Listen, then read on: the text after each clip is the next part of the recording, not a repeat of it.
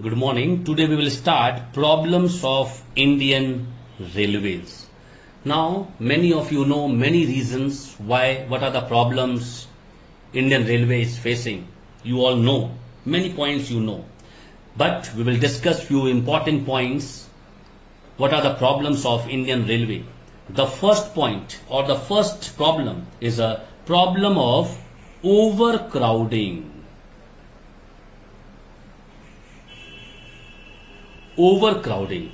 You have seen in our country that population is excessive. You know that. And when population is excessive, obviously more and more people will try to avail railway because it is economical. And many people, I should not say in the video, but what to do, I'll have to speak that many people are there. They want to go from one place to another without ticket. In bus, in auto or in a car or in any other mode, it is not possible except railway. Alright, yeah, when checking is there or something is like that time you'll have to be a little bit cautious, otherwise you'll have to pay penalty also. But leave all those things. People in our country, when population is excessive, so people when they go from one place to another in an economical way, you know, it's a very economical, so people they go by train, and that is how you can see overcrowding. Best example I can quote, you can go to Mumbai to see overcrowding. When a local train come and the people at 8:30 to 10 in the morning and evening from 4 to 6 or 7 when they come back home, that time you will not able to climb the train also, because we people in our area, we are not so much accustomed with that type of overcrowding. But there, the people are accustomed, they are going every day and they are coming every day. They know how to avail the train. They are they are in a comfort mode because they know how to go and how to come. But we are not aware. So overcrowding is the main problem of our Indian Railway. Second problem is a problem of renewal and upgradation. Problem of renewal and upgradation. Alright, this is a big problem. This is a big problem. Why? Because renewal and upgradation of our track, alright, is very old. Very old tracks we have in our country. Outdated tracks, which we should not use. But what to say? Alright, we are using all those till date we are using. Yes, presently they are changing it, they are putting the new one, but then also in many places still the old and outdated tracks are there which we are using. Even you can say the compartment, alright, old and outdated compartments are there, few we are using, still till date we are using. Alright, this is the problem. Now come the third one, very important, you should understand. Burden of wage bill. Just now I said in my previous video, you can see this one, that more than 16 lakh people are there working in a railway. Now railway is facing problem in giving the wage, that is a salary to the people. Because 16 lakh worker, you can understand, more than 16 lakh, it is a rough figure I am giving you. Now so many people are there, and now government is facing problem to give even the salary also to them. Because as I told you, 16 lakh workers are there, and in India is the largest employer are there in the public and private sector undertaking is a railway. Clear? And due to rising wage bill, now it is a burden for the railway. Now workers are burdened for the railway because so much money to give, it is a very tough task for the railway department or ministry of railway, we can say.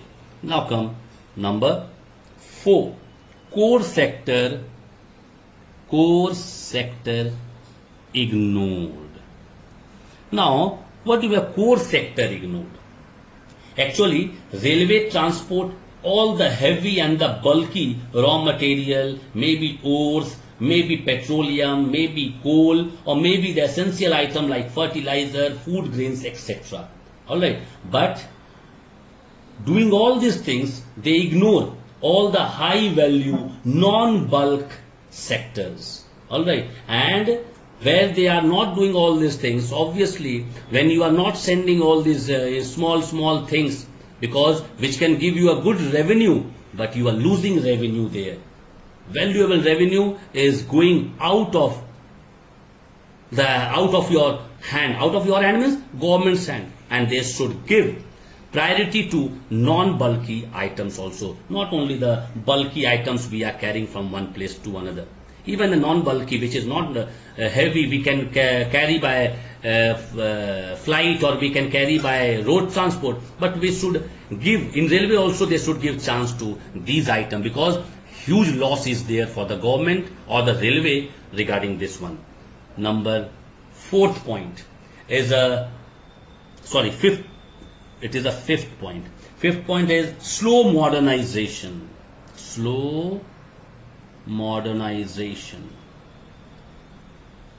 Alright. Now in slow modernization means, in our country only 40% of the total rail tracks are till date electrified.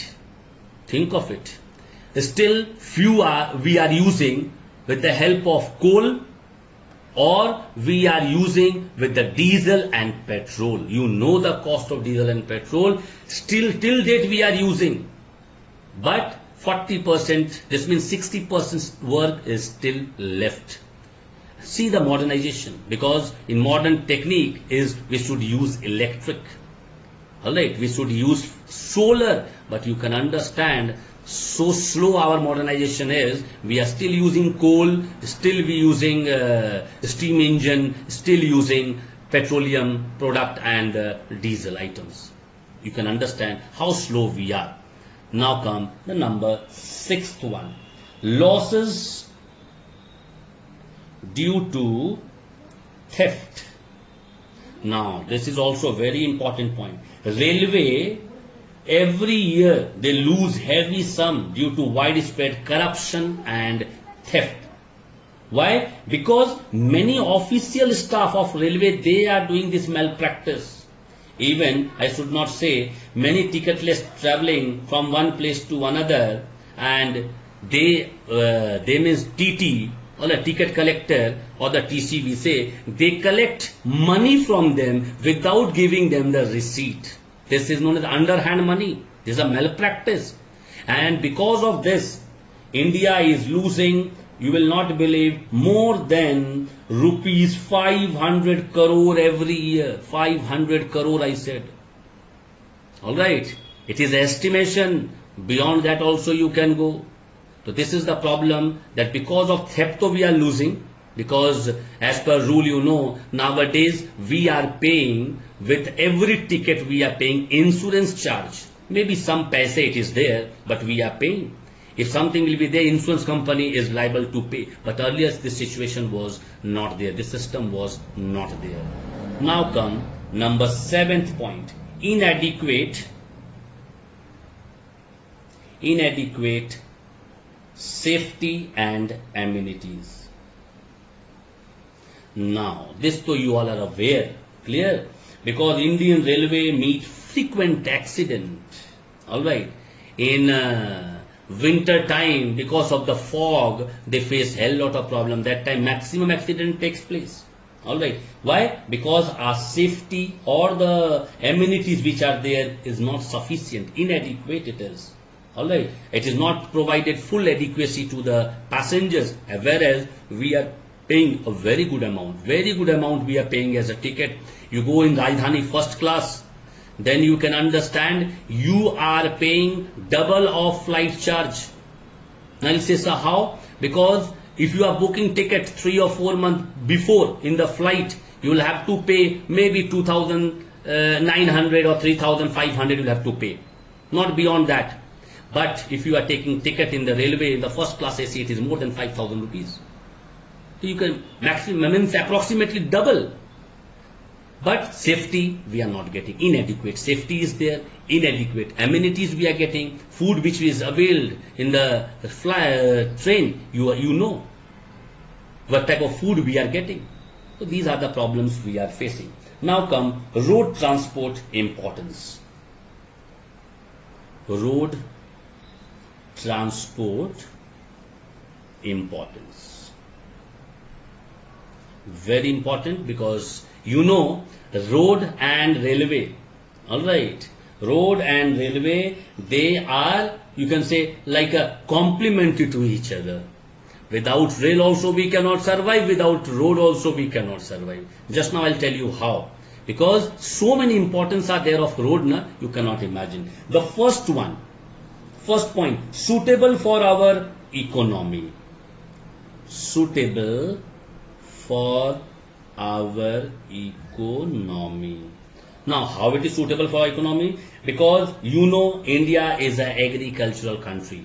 First point, India is an agricultural country where our farmers have to be in contact with the market. Now, everywhere you cannot ply train. You cannot ply train everywhere. Now, a small village, your train will not go, your train will not stop. You need what? You need road. Because in road, many vehicles, even if the big vehicles are not entering, maybe tongas are there. That can also ply. Rickshaws are there. That can also ply. So you can understand, to have a very good contact with our farmers, because India is an agricultural country, our farmers will have to be in contact with the market, and to be contact in the market, if you are out of the market, if you are not in contact with the market, your economy will be not suitable. You will be not able to earn very good amount, because we are sending our product from our place to many other places, and if the product will not come from village, how you will sell? This means you need transport, that also road transport. Second point, link with remote areas. Remote areas. Now, you will have to link, because every places train cannot go. So we bring all the remote and the far-flung areas, alright, where natural resources are plenty, to contact with us, because we will have to go there. Trains are not going. How we will go? You only tell me. And because of that, we need road transport, so that we can go from our urban area to all those far-flung area via road, or the remote areas where people cannot go. No road, we can construct road, and we can go to those areas to take out the natural resources. Now come the third point, generation of employment. Obviously, employment will be generated. How employment will be generated? Because you will have to construct road. Again, road transport will be there. So obviously, to construct road, you need people. So when you are hiring people, this means you are giving job. Second, when road constructed, you need vehicles. When vehicles are there, you need driver, you need khalasi, you need conductor, so many people you require. So they are also getting job. So you can understand, we generate employment through road transport also. Now come number fourth point, movement of goods. Now, movement of goods, this means, you know, through our road and the road transport, our raw material reach to the factory, and after that a manufactured product for the consumer going to all part of the nation. So in all part of the nation, railway is there, flight is there, shipping mode is there? No. Then what? We require road transport. This means road can link, and road can bring all the raw material to the factory, from factory, all the finished product they can take to the market area or to the entire part of the nation, where you can select or you can purchase, the consumer can purchase in the market. Clear? Fifth point, convenient and flexible. Convenient and flexible. How they are convenient, how they are flexible to us. You know, road transport is quicker. Train timing is there. You know that. Train timing is there. On their particular time only train will come to the place or to the station. But road, every time, now and then you can get any different mode also. Maybe not bus. You are getting auto, you are getting any four-wheelers, or you are getting the totos, anything which is available. It is very convenient. Alright. Very flexible also. And you know, to go from one place to another, maybe 4 kilometer, 5 kilometer, 2 kilometer, 1 kilometer, 3 kilometer, you require transport. That much convenience you need, because every time you cannot avail train and flight and the ship. Every time you cannot avail. So for this purpose, it is very convenient also and flexible also. Now come the sixth point, is a complementary to railways. Just now I said, complementary to railways. You all are aware that road and the road transport are necessary. How much necessary? As railway is necessary. That much necessity is there of road also. This means they are complementary to each other, because railway connect all the towns and road connect all the villages with the town. So you can understand, only in town you cannot survive. You need village also. You need the rural area also, because in rural area cultivation takes place. All the cultivable item like the wheat, rice, pulse, it should come to the market, then only it will be available for us or for the consumer. Otherwise you will be having money in your pocket, but you will not get food. So this means road is complementary to railway. Now come seventh point. Seventh point is useful for variety of vehicles. Just now I said that in road you can see variety of vehicles, not only truck or the car or the buses. You can see the bullock cart, you can see the cycle, rickshaw, tongas, many things you can see. This means in road you can use any mode of transport, any means of communication you can use. You don't have your own car, you can go by bike. You don't have bike, you can go by cycle. This is the facility of road. But in railway track it is not possible to ride your bike or ride your bicycle. It is very tough. So it is so important. Variety of vehicles you can see. That is the road transport. Clear? Now come growth of roads. Now in India, Indian roads network is mainly basically of national highway, NH, national highway. After that it is SH, which is known as state highways, or it is also known as state roads. After that it is a district roads, and the last one rural roads. Now these are different roads in our Indian economy or the Indian road network. National highway. Now they connect all the state capitals. Alright, all the state capitals, all the big cities. I'm writing here, all the state capitals, big cities, towns, they connect. Or you can say the ports, they connect all these things, and that is a national highway. And central government is responsible for this national highway. If any problem is there in the road, maybe road condition is not good, who will take care? The central government will take care. Now come state road. State road connectivity, you will see they connect important cities of the state. Alright, this means within state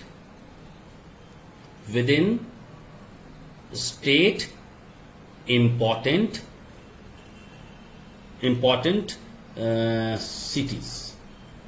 Alright, with the state. All the important cities, they connect. Clear? And they are the main road of the state. Main road of the state. Clear? And this road, if any problem will come up, the state government will take care. Clear? After that, district road. It road which connect various mandis or the production area where production is taking place. Like nearby, suppose Sindri fertilizer, their production is taking place. Their vehicle will be going, and that road which is going to Sindri to bring the goods is known as district road. Clear? Now come rural road. Name only can suggest rural means village road. We can say rural road as a village road also. Now village road means they connect all the village with a district road. Suppose you want to come from your village to Dhanbad district, you can avail the road, and the road which you will avail is a village road. Clear? Next day we will start problems of road transport.